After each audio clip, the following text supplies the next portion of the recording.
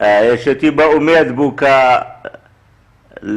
لەو ڕۆژانە بگەنە ڕێککەوتنی کۆتایی، بەڵام بەداخەوە دوێنێ پارتی وەڵامی یەکێتی داوەتەوە کە بەشێ لە بڕگە ئەساسیەکانی پرۆژەکەی یەکێتی ڕەت کردوێتەوە، بە تایبەتیش مەسەلەی پرسی کەرکووک و پێکێنانی بۆبوونەوەی ئەنجومەنی پارێزگا و هەڵبژانی پارێزگارێکی کورد لە کەرکووک لە پشتی یەکێتی.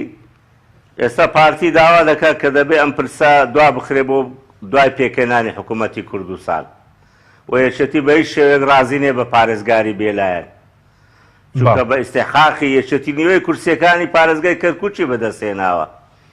پارتی ڕازی دەبی پۆستەکانی خۆی خەڵکی بێلایەن پڕی کاتەوە؟ پارتی خۆی ئەو هەڕەشەش دەکات بە دڵنیاییەوە، یعنی ئەواش لەو بارەوە هەڕەشە دەکات کە بەبێ یەکێتی کۆبوونەوە کە بکە،